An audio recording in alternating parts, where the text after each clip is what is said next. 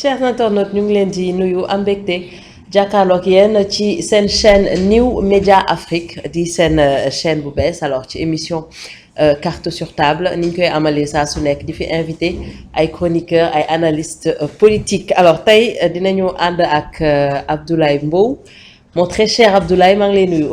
ma très chère Néné maa ngi lay nuyu di la siyaar baax c'est un plaisir partager ak yow plateau bi Afrique ni ñu koy waxatee. New Média Afrique. Et nous allons espérer que internautes yi daañu suivre bu baax mais également partager et également s'abonner. Oui mais carré à toi internautes yi dañuy suivre alors dañoo am beneen gan également mon très cher ami Mahou Mandela peut-être tur bi nag da ngeen koy dégg très souvent on vous le présente Mahou Mandela ñu ngi lay nuyu. nee na ñoo ngi ziar maa ngi am jàmm. maa ngi am jàmm bu baax. defloo nga ma lii ci plateau bi quoi d'accord baax na.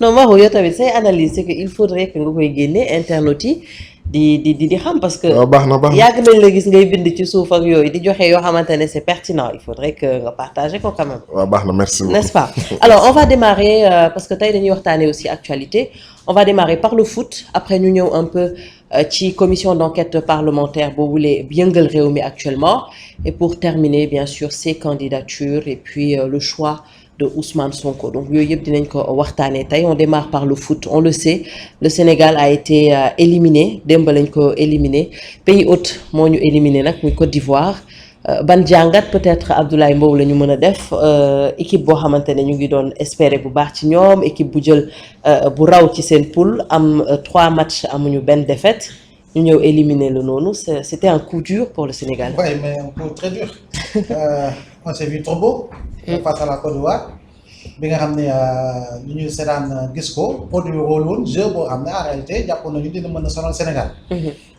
Repêché avec 3 points alors que le Sénégal a fait le carton plein avec 9 points un but encaissé 8 buts marqués bokk na ci attaques yi gën a baax mais bokk na ci défense yi nga xam ne sinon en tout cas l'une des 2 premières défenses ci premier tour CAN. Maintenant on a joué malheureusement équipe repêchée comme la Côte d'Ivoire on savait que ce serait un match difficile mais il faut reconnaître que le sous-développement par moment est arbitral. Ah bon? Ah oui. C'est-à-dire? Le sous-développement par moment est arbitral. Et quoi qu'on puisse dire, l'arbitre gabonais n'a pas été un gars bon par rapport à li nga xam ne. Oui, mais l'arbitre on peut le comprendre quand même parce que peut-être bon c'est vrai que quand même beaucoup d'erreurs ça ne joue pas en sa faveur mais début bi dafa def erreur d'arbitrage peut-être mu bëgg ko justifier wala mu bëgg équilibrer en quelque sorte. xam nga football moo amul ay. équilibrage ak équilibrage. waaw aussi quand même. c'est-à-dire que boo defee erreur da ngay admettre ni def nga erreur ñëpp reconnaître à la fin du match que def nga erreur mais doo rattraper aussi beneen erreur. boo xam ne da nga naan en réalité je rends la balle par rapport ak décision bi ma jëloon. ça en fait trop. du woon coup de tonnerre bu joxoon carton rouge Sadio Mané. mais également du doon coup de tonnerre bu joxoon Ismaïla Sarr penalty. L'un dans l'autre leneen mbir bi au-delà de l'arbitrage démb quand même il faut reconnaître que ni dañu naan la Sénégal ñëpp ay coach lañu mais écoutez. kuy seetaan match de football tous les jours pendant ay ati at. France yaa ngay seetaan match championnat. Angleterre Espagne di suivre ñi nga xam ne ay experts la ñuy développer ci wàllu football donc à la kulli àll di nga xam as tuut ci football. te démb gis nañu ni Aliou Cissé dëgg Emerse Faé changement yi mu def. Avec l'entrée de Nicolas Pepe ou encore de Kessié. Match bi dafa changé. Kessié qui a changé le match. warul def ay changements comme ni mu koy tardé di def saa su ne dem il fallait que mu démonter Pape Matar Sarr si sama gis-gis. Démonter Abdou Diallo démonter ki nga xam ne moo di Lamine Camara mais renforcer avec Pathé Ciss renforcer avec Cheikh Kouyaté ou avec Gana Nampalys. ñoo xam ne en réalité c'est des bagarreurs c'est des récupérateurs mais malheureusement. def na ay changements yoo xam ne experts yu bari ànduñu ci Nicolas Jackson bi nga xam ne dugg na sax bi muy remplacer Habib Diallo ak configuration match bi mënoon na sax bañ a remplacer par l'entrée de notre attaquant maintenir Sadio Mané Ismaïla Sarr ou mu andi Ilman à la place de Ismaïla Sarr mais renforcer défense bi avec l'entrée de Abdoulaye Seck pour suppléer Abdou Diallo renforcer milieu du terrain bi comme ni ma ko waxee. mais malheureusement le foot reste le foot par rapport à certaines erreurs. ñi ngi doon xaar sori par rapport ak prestation yi mais ça a été malheureux pour nous. malheureusement ñu gagné te démb Ivoiriens, ils ont conservé le ballon. La meilleure façon de défendre, c'est de conserver le ballon. Et on a vu hier des joueurs sénégalais extrêmement lessivés. Très bien, Lolo, quand même. Si nous devons analyse, il faudrait que nous voir quoi, parce que nous sommes une meilleure équipe sur le papier. Sur le terrain même, on a eu à le démontrer, Tien Kai. Dembe, quand même, le cas à l'UCC, il faudrait qu'on en parle aussi, Mahou. En fait, moi, personnellement, je ne voulais pas que nous battions Côte d'Ivoire. Pour deux raisons. Nous, on a toujours eu un problème pour jouer avec le pays organisateur. En 8 rencontres, on en a gagné aucune. Oui, parce que on parlait de mental. C'est vrai qu'on a tué beaucoup de chats noirs. Cette équipe-là a tué beaucoup de chats noirs. Mais parfois, les chiffres parlants, nous, on a toujours eu ce problème-là. Sauf, et en plus, sauf en 86, en match d'ouverture, on avait gagné. Égypte l'a gagné en 86, mais Sonier, en 90, Algérie l'a gagné. Algérie l'a gagné. En 94, Tunisie l'a gagné. Tunisie l'a gagné. Guinée équatoriale l'a gagné. Nigeria l'a gagné. Maroc l'a gagné. Donc, c'est de vos bonnes. Surtout l'équipe, dafa am lu ñuy wax électrochoc. La plupart du temps, c'est l'équipe bu nekkee en difficulté dañuy changer entraîneur bi. Gis nga entraîneur bi mentalement bu ñu changer entraîneur bi, les cartes sont redistribuées. dafa mën na créer électrochoc parce que démb pour man Sénégal xam fa lañ pêché. Il devait tuer le match. On a eu beaucoup d'occasions pour tuer le match et on a raté le coche. Parce que fallait Sadio raté. Sadio, il a fait de son mieux, il a fait un bon match. Mais ce fallait binu raté, Ben bi Eliman Ndiaye. Mais il y a beaucoup d'occasions dans le football. Il y a une règle très simple en football. Quand on a l'occasion de tuer le match et qu'on ne le tue pas, on le regrette toujours. Ça, c'est sûr. Football, mon nom là. C'est l'ol la nuane dembe. Te so xolé Côte d'Ivoire, xam nga c'est pas la première fois. C'est le bu baax équipe yi nga xamanteni dañu am ñun ça nous est arrivé. Je pense que c'était ban année là. Année bi ñuy dajé ak Zimbabwe, bokk Zimbabwe, Nigeria ak Ghana. Année bobu, on avait une seule victoire ak 2 défaites. Parce que Nigeria a gagné, Ghana a gagné. Zimbabwe, nous gagné Ghana. Nigeria a gagné 3 équipes. Les 3 équipes ont gagné. Quand on qualifié, je pense, nombre de cartons, le nombre de buts, de différence de buts. La différence est que nous qualifié. Mais nous avons gagné Ghana, Guinée survole le poule. Nous avons éliminé. En 2022, la même chose est arrivée entre Nigeria et Tunisie. Xam nga Tunisie dafa fakastalu ba génn. Nigeria survole le poule. Ñu dajé en 8e de finale. Ndaare bi ki nga xam ne repêchage la meilleur 3e la génné éliminé ko. Donc loolu c'est des choses yoo xam ne ça arrive. Alors que suñu waxee statistiquement démb, je sais pas exactement, mais équipe bu amul confiance. dañ koy teel a ray balaa muy jàpp parce que plus match bi di dem teel match bi. Plus muy am confiance. dañuy am confiance te nit ki tamit bu assiégé sa camp man j'en suis sûr que te fu erreur yi ñu def mais am na ñaari yoon ci match bi dama xamul ndax gars yi seetlu ngeen ko wala seetlu wala ko. ñaari yoon ci match bi ñoo ngi ñuy sàcc ci ay coups francs yoo xam ne dañ koy jouer rapidement. bi Koulibaly di dóor bal bi coup franc la boo xam ne la défense n'était pas replacée ne s'était pas replacée. ñu dóor bal bi Koulibaly ci la ko génnee. Mais loolu tamit te soo seetloo la même erreur mais moo ñu dal ci contre Cameroun bii bi ñu encaissé la défense n'était pas replacée. taf mu dóor corner bi. dóor Cameroun bi ñëw mbëkk ko. boobu dafa amoon changement d'ailleurs. dafa amoon changement. ñun li ñuy def loolu c'est dafa bëri loolu nag manque de vigilance la manque de ay soo ñëwee nag soo équipe moom. Bon, bah, il y a un gagnant, il y a un tir au but. Parce que tir au but, tirage. Donc, et bon, mais moi je dis, on a une génération dorée. Il y a une génération qui se termine, mais il y a une autre qui arrive. Mais, aduna, si on a un football, on a des farouats.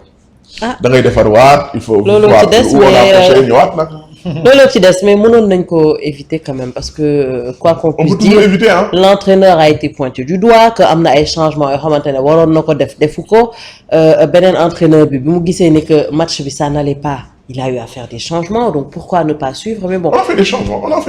Oui mais des changements. man bon xaw ma quoi en fait je sais que lui il travaille avec son équipe et moom ma ci ëpp expérience mi Mbow mi ku xam football la. La plupart du temps football bi boo desee ay 10 minutes 15 minutes day mel ni basket ci money time da ngay jël les hommes d'expérience ñu football parce que démb soo seetloo Pape Matar Sarr était dépassé par l'enjeu.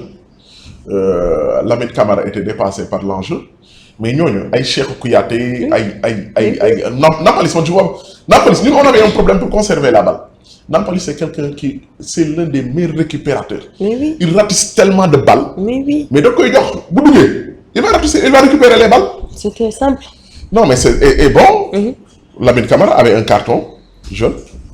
De ce fait day teggi tànkam. day def attention malheureusement mais bon peut-être que dinañ gën a defarwaat pour c'est vrai que quand même c'est difficile c'est un peu dur nga dem ba final jël coupe bi ñëwaat encore bëgg defaat la même chose ça se comprend donc peut-être dinañ defarwaat gën a ñëwaat l'autre actualité Abdoulaye on le sait c'est cette commission d'enquête parlementaire bu yëngal un peu réew mi parce que on le sait coup de tonnerre pour le PDS Karim Wade a été éliminé de l'élection présidentielle ñoom ñu teg commission d'enquête parlementaire et on les a entendus dire que quoi qu'il en soit su bokkul ñoom dinañ def tout pour que ñu pousse élection yi est-ce que doon nga xaar loolu ci parti bu mel ni le PDS le Parti démocratique sénégalais. dafa am ñoo xam ne dañoo am na ñu taxawee woon ci xeex bi ci langue politique bi tam na leen dëmm. terroriste salafiste.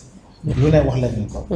te itam lu ñu dund ci 4 ans yi gisuma benn parti politique bu ko dund gisuma benn leader politique bu ko dund te ñi jàkkaaroon ak ñoom dafa mel ni on vit une réincarnation des faits parce que Parti démocratique sénégalais waxoon nañu su ko doon ngañ jamono ji nag mooy woote combat et résistance combat et résistance réincarnation des faits c'est une sorte de karma en réalité moom la ñu dund pour dire que politique nit am na nu muy taxawee am na nu muy waxee am na nu muy jëfee xoolal bu baax étudier bu baax li nga xam ne mooy le choc émotionnel bi tax xoolal la réaction psychologique pour véritablement faire face li nga xam ne dafay jàpp ni injustice bu ñu ko teg la bu ko tam dëmm rek par rapport à un contexte qui t'arrange ou par rapport à une situation qui t'arrange il faut toujours loolu ñu koy jàngal defe naa nag ay la yëwal Ousmane Sonko lu mu dund il faut le dire ak Pastef par rapport au nombre d'arrestations on a coupé toutes les têtes te taxul nit ñi ñu ngi wëyoon di leen tam lu ne tey jii nii gis nga situation retourné wu na dal ñeneen te ñooñu tey ñooy taxaw di ne combat ak résistance. ba pare ñoom ñooy susciter l'idée d'un report de la présidentielle. qui est incroyable alors que yàggul tuuti ñëpp doon wax bu Boubacar Kama waxee report.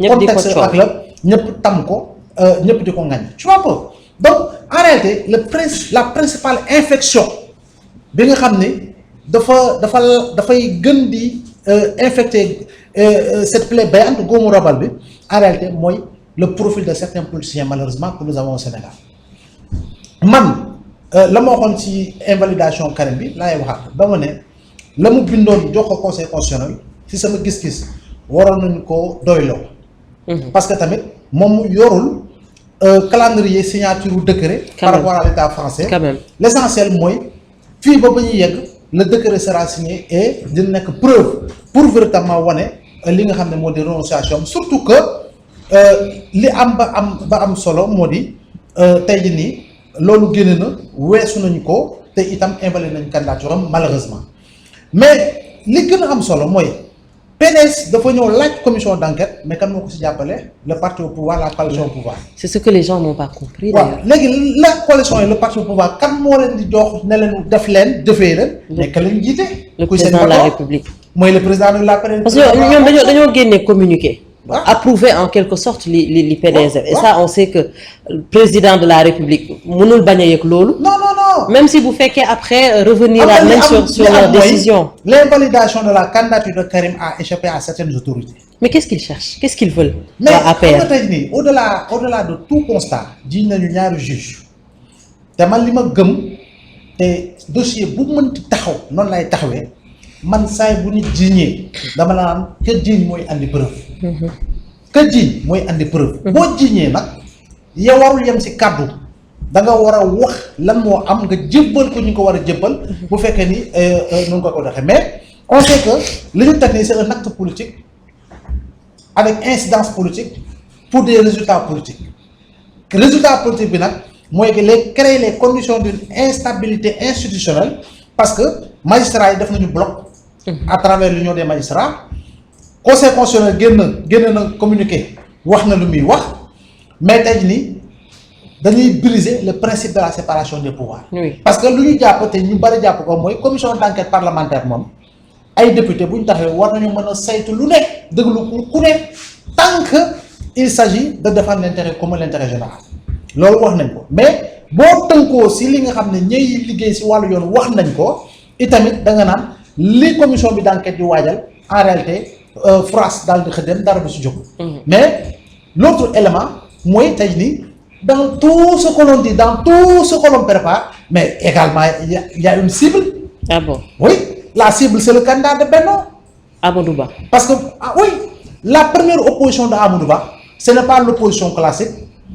La première opposition de Amadou Ba c'est dans l'APR et dans le Benno. Donc ça veut dire quoi?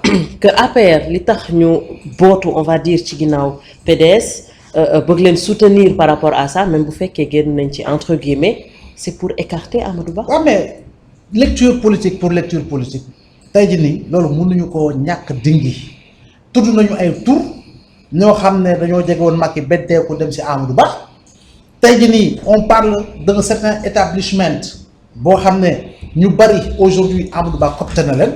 si li nga xam ne la ñuy wasaare si wàllu xibaar si wàllu information maanaam au-delà d'avoir pour cible ces deux juges constitutionnels là yooyu ñoom waa PDS jàpp ne ñoo jouer ab rôle si invalidation candidature Karim Wade ak si validation yenn candidature yi mais au-delà de tout constat bu ñu ne corrompu c'est qu'il y a un corrupteur léegi nag la commission d'enquête la may saytu du yem rek si ñuy jiñ corruption si ñi leen guerre tamit commission d'enquête bi loolu moo gën a undu liggéeyu parti démocratique sénégalais ak li nga xam ne moom la ñu jëm si li nga xam ne mooy wàllu l'enquête bi si wàllu commission bi.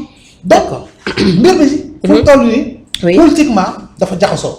jaxasoo na kay. politiquement dafa jaxasoo te Sénégal mosul dund crise boo xam ne en réalité lii xëy fa la ñu yóbbu. Parce que tamit depuis 62 on n'a pas vécu une crise institutionnelle d'ampleur diggante président Senghor ak président Mamadou Dia. Donc aujourd'hui plus que jamais. xamuñu fu ñu jëm. mais fu ñu jëm daal instant ni leeru lëndëm na te am na ñoo xam ne tamit ils sont favorables au report même s'ils ne le disent pas. Les recalés. non du ma ne pas ñëpp. pas ñëpp mais certains recalés quand même. il y a certains ñu ngi riir sous cap wala ñu ngi bëgg au fond que ñu. ils veulent.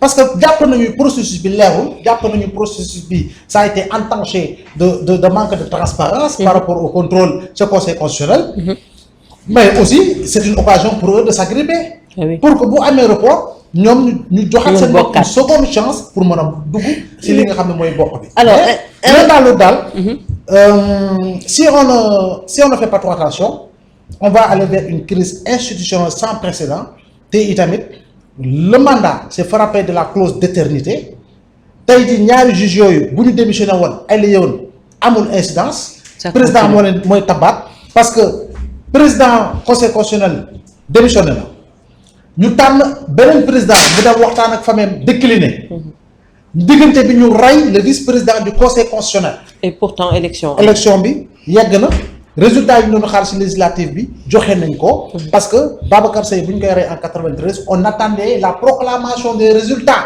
dem nañu fi ànd fi Carvalho. gis nañu après André Vaz et cetera donc il faudra quand même que l'on se dise une chose. s'il y a démission. le président nomme deux autres à 13 heures démission à 14 heures bu nommé. oui mais c'est que s'il y a corruption c'est que beneen côté bi mooy même bu fekkee peut-être le processus dina mën a continuer. mais dina am ñoo xamante ne quand même seen tête on va couper leur tête peut-être ci Benno Bokk Yaakaar le candidat Amadou Ba parce que PDS moom la jiñ directement donc suñu établir fait effectivement ne que y a corruption peut-être que sa candidature ne passera plus. pour man Néné gis nga PDS li ñuy def c'est de l'enfantillage. comment ça. non c'est de l'enfantillage gis nga Néné gis nga parmi tous ces recalés là le cas de Karim moo ci gën a nekk di droit Karim dafa def par juge maanaam soo koy wax ci wolof mooy dafa fen ci kanamu juge bi xam nga fen ci kanamu juge bi mooy lan. ak si askan. ak ci kanamu askan bi xam nga Karim moom il a déclaré que xam nga la constitution elle est claire il faut être exclusivement de nationalité française. sénégalaise. Je répète, il faut être exclusivement de nationalité sénégalaise. Et c'est dans la constitution de 2001.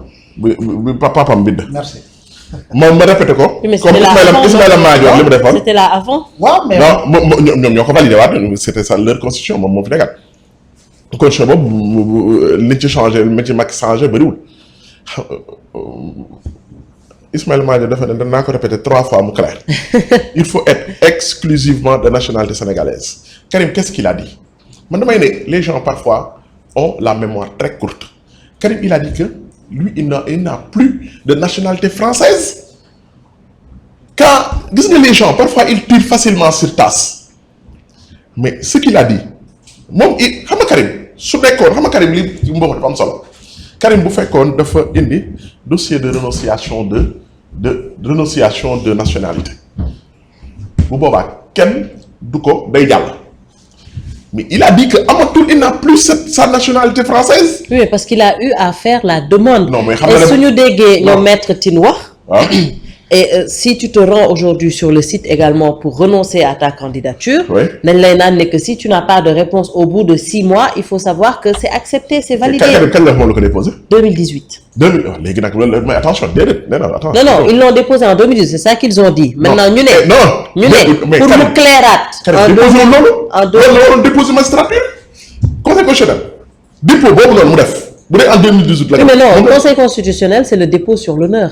waaw moom laa wax léegi nag moom non avec des vérifications dafa waroon a indiwaale ne moom il a renoncé à sa nationalité française daf ko waroon indiwaale déposé au dossier. La dernière demande, si je ne me trompe, ça date d'octobre.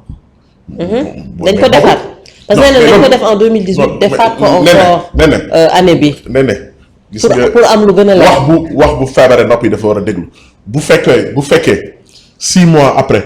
Renonciation volontaire de la nationalité am na c'est acquis de fait 6 mois après tu n'as plus besoin de faire une autre demande du dëgg wala gis nga Karim pour man Karim sa yabuñu waa PDS ñoo ñu yàpp xam nga yabu PDS mooy lan ñoom s'il doit en vouloir à quelqu'un il doit en vouloir à Karim Wade mais il faut qu'on soit sérieux dans ce pays là gis nga réew du caaxaan ñun dañoo bëri caaxaan ñun Sénégal dañoo bëri caaxaan gis nga lu ñun suñu retard yëpp caaxaan nañu ko indil. Mais tu veux être candidat yow def nga sa dialogue sa deal ba ñëw bokk mais ñoo teew au moins. Quand même. Non au moins gis nga te xoolal naa la wax lenn. Il faut que les Sénégalais refusent d'être divertis. xam nga pourquoi ma wax la loolu. gis nga preuve waa PDS yi moo preuve Adji Sarr yi ñooy am vidéo Adji Sarr yi. ba àddina bi di tukki doo ko gis. Ah bon. te xoolal je te le jure laa la wax doo gis preuve. moo ko dina ñëwaat fii damay bañ ñu. wallaay di ko doo ko gis buñ ko indee moom doo ko gis. Mbow témoin. non il faut que les gens soient sérieux. un juge. bu dee leneen moo ñëw ma dem Nicaragua. non dama ne un juge du conseil constitutionnel doo ko accuser avec ces légèretés là non mais am na ko. mais y a une commission d'enquête mais dañ ko génne. mais moo tax ma ne la mënul am légèreté. lu graaw ni accusation de corruption tu peux pas porter ces accusations sur 2 personnalités yoo xamante ne. en plus nee nga amoo benn preuve. il faut qu'on soit encore une fois il faut qu'on soit sérieux mais nee dama am loo xamante ni mets-toi à la place de corrupteur même. mais nee un groupe de 7 yow booy corrompre au moins la majorité les 4 qu'est-ce que les 2 peuvent changer sur un groupe de 7 personnes. Aussi. Non mais loolu nee et c'est des gens yoo xamante ni leur honorabilité les Sénégalais les respectent. Quand même. mënoo jël. sur seen mais kan moo dëkk Karim Wade parce que le c'est même pas le PDS c'est Karim Wade parce que l'élection présidentielle c'est un candidat contre son comment dirais-je. un candidat avec le peuple. avec son peuple. Donc c'est Karim Wade Karim Wade ci boppam ni ko taas dafay Karim Wade moom mooy actif mais Karim mën nga fële di wax ak nit ñi ay WhatsApp ak ay envoyé message ak non il faut que les Sénégalais sincèrement PDS ñoom ci seen wàllu bopp ñoo war a am fulla gis nga lii gis nga la nature a horreur du vide te tamit non Amadou Ba tamit man su ma nekkoon conseiller Amadou Ba mais wax dëgg yàlla Karim ne représente aucune menace pour Amadou Ba. Karim moom sincèrement aucune menace mais attention man si on m'avait dit que on a essayé de corrompre les juges pour que aucun candidat de Pastef ne passe pas man doon j'aurais compris non sincèrement nañu wax dëgg rek su ñu waxee ne ñii kat candidat bi man gis xam nga ñu am na ñoo xam ne seen xeex sax moom laa gën a comprendre les recalés sur le parrainage. oui man ñooñu seen xeex laa gën a mën a comprendre que xeexu Karim ne lu mu wax question bi sa question lan la ma résumé la ko. sa question lan la. par rapport nee na bu ñu ak gañewul bu ñu reporté élection du am. waaw. du bokk te élection dina am. ah bon waaw. mais Mbow lan moo nar a nekk issue wu commission d'enquête bi la bu fekkee ne que les faits sont avérés. bon bu fekkee ne les questions sont avérées ñu au bout du compte ñu andi preuve bu dee preuve am na. parce que on parle de comme ay traces. parce que tamit am na sax vidéo. tuuna weesuwul en réalité ñu lay korom di ko jaarale ci compte bancaire bi nga xam ni en réalité trace day am. wax nañu ne am na ay messages vocaux am na sax ñoo xam ne tudd nañu fii kilifa goo xam ne boo fait jege na woon Macky Sall ci waa PDS ñu ngi koy waxee ak yooyu mais je dis encore une fois man na may taxawee toujours defe naa ni loolu lañ lay jàngal ci droit lañ lay jàngal ci l'enquête loolu lay jàngal ci leneen te itamit ba ci diine sax loolu lañ lay jàngal c'est-à-dire que boo jiiñee nit yow yaa war a andi preuve man loolu laa gëm te noonu lay taxawee jusqu'à la preuve du contraire par Karim Wade ñoo accusé ak waa PDS mais de preuve. il leur appartient d'apporter les preuves Très bien. su boobaa nag les Sénégalais vont juger mais bu demoon dañu ne am nañu preuve mais la see am day am parce que tamit ku ñu corrompre si pour des faits aussi graves def naa ni yoon nag day dal sa kaw yoon bu dalee sa kaw ñu wër ba gis le corrupteur bi tamit yoon day dal kawam corrupteur ñoom ki ñu wax mooy corrupteur mooy Amadou Ba. waaw ñoom la ñuy wax moo tax ma ne bu dee moom la di loolu am ba ñu ne diw Amadou Ba la ak diw ñaari juge la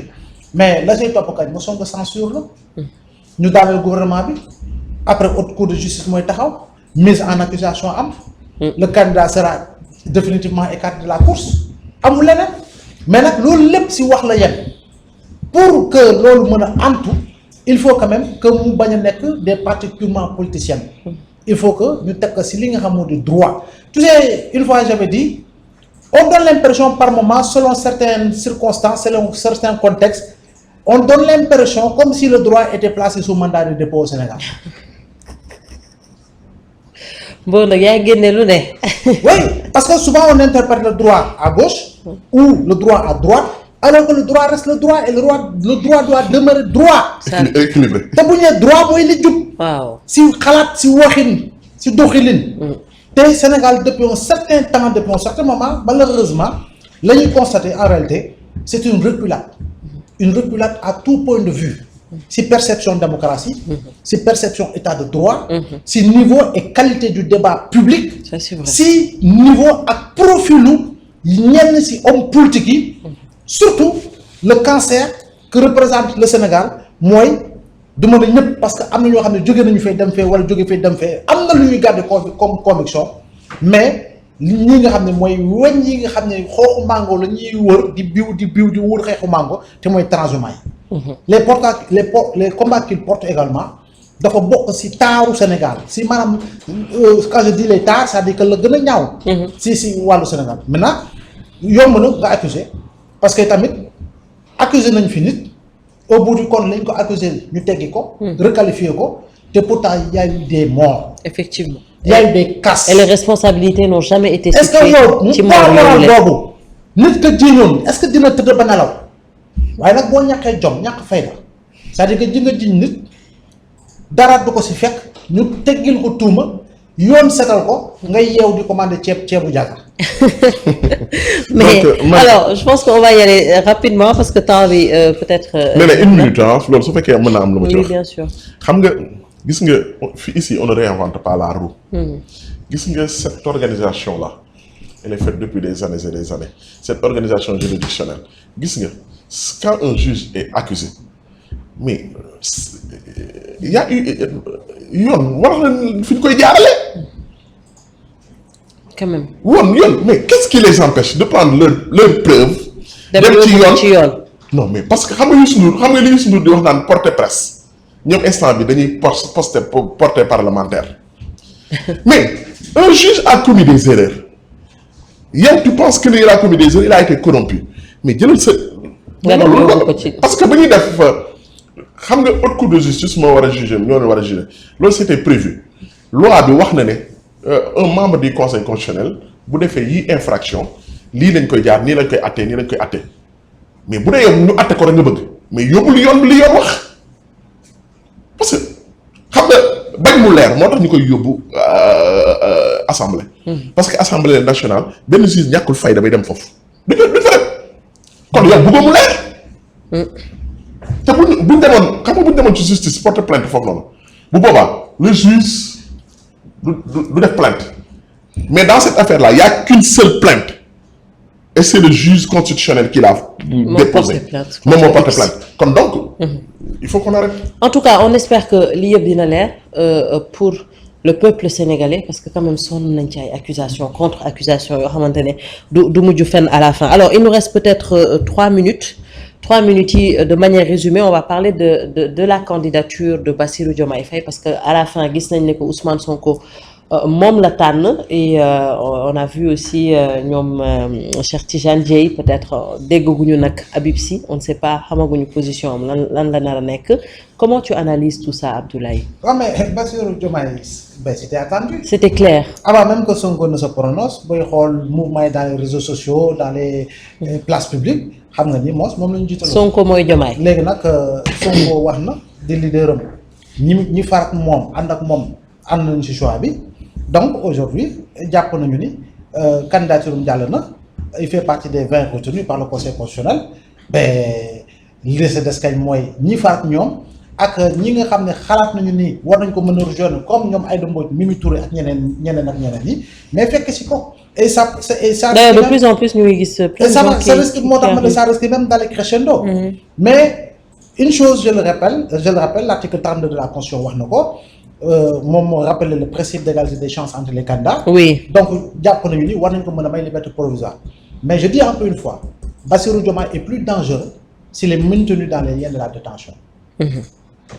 waaw il est plus dangereux s'il est maintenu dans les liens de la détention parce que sax bu ñu ko bàyyee xëy na am na ay Sénégalais yoo xam ne daañu gis ay failles ci moom.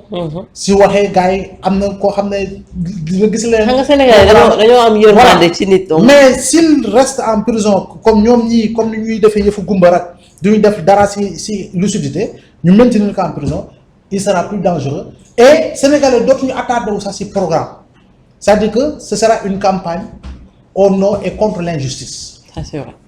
Alors pour ñu duggaale foofu rek mooy les temps d'antenne.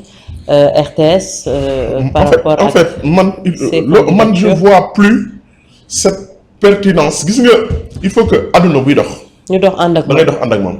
gis nga Serigne Cheikh Tidiane daf doon wax naan nduru jamono moo gën nduru sa baay gis nga adduna gis nga temps d'antenne l'importance du temps d'antenne sur RTS. C'était bien avant.